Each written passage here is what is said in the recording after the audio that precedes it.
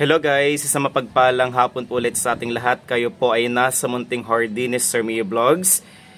Kamusta po kayo? I hope that you're fine, safe, and you are hydrated today.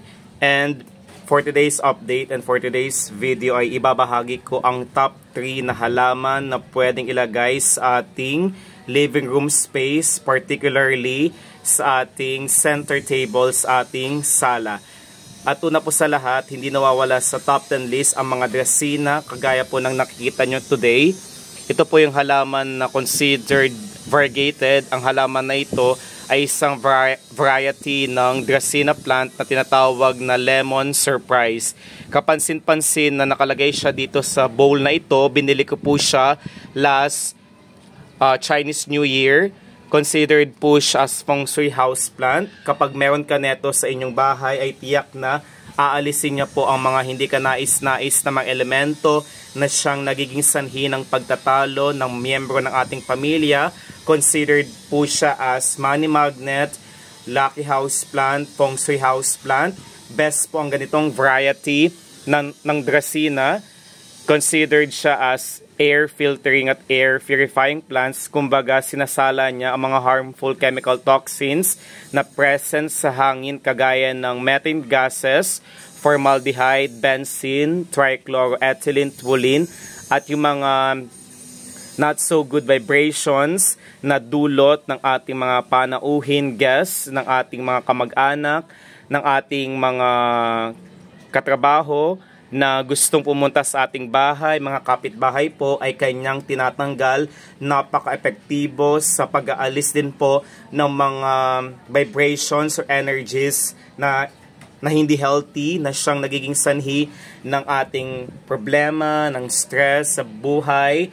Kumbaga, kapag meron ka neto, ay talagang ito po ang magsisilbing aid for inspiration and motivation, at kitang-kita na lutang ang maningning na foliage or ang kanyang mga dahon po ay mahaba. Ito po ang sumisimbolo ng kasaganahan. Malalapad po na dahon ay siyang nagrepresenta ng kasaganahan sa pananalapi or when it comes to finances. Kung kaya naman po, wag po kayo magpapawala.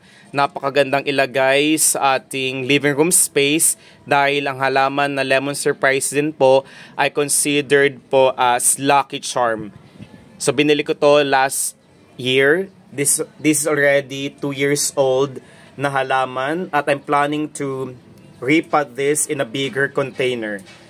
Then second po, na hindi rin po nawawala sa top 10 list, ang halaman. Very common po ang ganitong halaman. Ito po yung tinatawag na photos plant. Ang variety na inyong nakikita po ay tinatawag na enjoy photos. Kapansin-pansin po na ang top 3 na halaman na idinidiscuss ko or pinapaliwanag ko ay they're considered po variegated plants dahil po may 2 or 3 kulay po ang present, visible at evident sa kanyang foliage or dahon.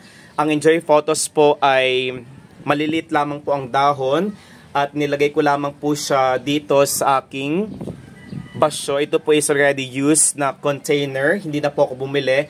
Lahat po ng mga halaman ko or planters or paso or basyo na aking pinaggagamitan po ay situate na, nire-recycle ko or hindi po kaya nire-recycle, bagkus ginagamit ko po ulit ang mga planter na iyon para po makapagtipid po tayo, makasave po tayo ng money when it comes to buying planters or yung mga vases na pwede natin gamitin sa ating propagation.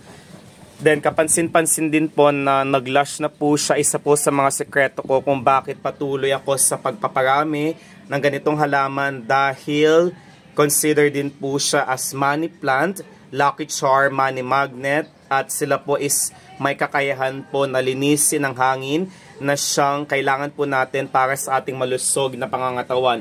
Kumbaga, kapag meron ka neto sa inyong living room space, especially sa center table ng ating sala, ito po ang mag-promote, mag-enhance ng flow of energy na positive, na masagana, maaluwan. Kung kaya naman po, wag po kayo magpapawala dahil bukod sa napakaganda at napakatingkad, ay ang halaman na ito is madali pong paramihin. Sila po is napaparami po sa pamamagitan po ng stem cutting.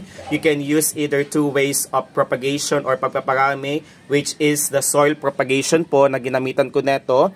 At yung second way po is yung water propagation. Ang ganitong Enjoy Photos po, they can thrive in both water and soil propagation. Dapat po pumili po tayo ng soil na madaling nasisipsip ang tubig, fast draining and absorbing po kalimitan ang ating gagamitin po para po hindi po siya mamatayan. At kapag ginamitan po natin ng sinabi kong soil, ay tunay na magiging successful ang ating propagation sa lahat ng uri ng ating mga halaman, whether it's propagated by means of stem cutting, leaf cutting, or by buds.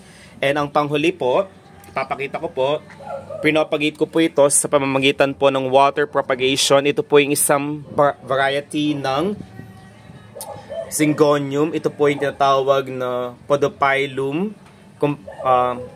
Ang ganitong variety po is yung tinatawag na goosefoot plant. Kapansin-pansin po na napakaganda ng kanyang appearance. Bakit po siya tinawag na batik? Dahil po sa kanyang mga dahon po, kung mapapansin nyo po, is meron po siyang batik. Ang kanyang shape or ang pattern na kanyang makikita sa kanyang foliage po ay talagang batik na batik.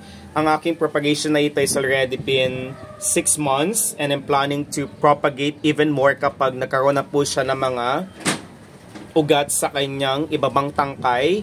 At also bago ko i-propagate ay make sure na matangkad na po siya, nag-trail climbing plant po ang halaman na batik Syngonium na ito. This has already been 6 months and I'm happy dahil naging matagumpay po. Isang stem cut lamang po ito at nakakatuwa dahil hindi ko po in-expect na talagang magiging successful po.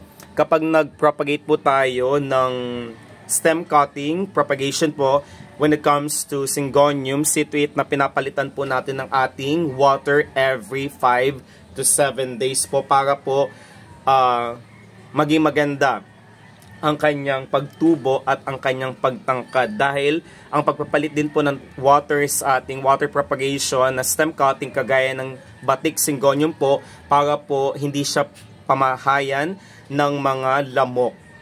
Then, nilagay ko lamang po siya dito sa basyo ng ito pong planter na ito o yung kapansin-pansin po na transparent po ang glass na ginamit ko. Ito po yung ang content po nito is yung peanut butter.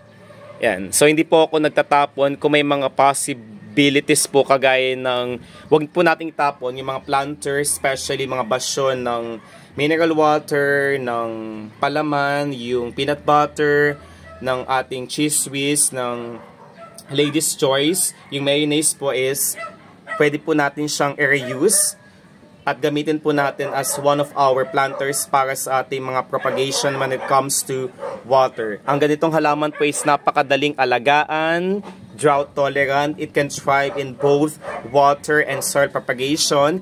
At inaantay ko lamang pong aking pinurchase na planters sa Lazada, from Lazada, at ita-transfer ko po siya in a bigger container para po makapag-promote at ma-enhance po ang growth ng kanyang pagtubo ng kanyang mga parts, particularly ng tangkay at ng kanyang dahon. So meron na po siyang dalawang produced na suloy sa babang tangkay. And kapansin-pansin po na marami na rin po siyang ugat. Isa rin po sa mga sekreto ko kung bakit po siya nagiging matagumpay is gagamit po tayo ng alkaline water when it comes to our water propagation. Dahil po ang tubig po sa Metro Manila ay napakatapang po ng chlorine.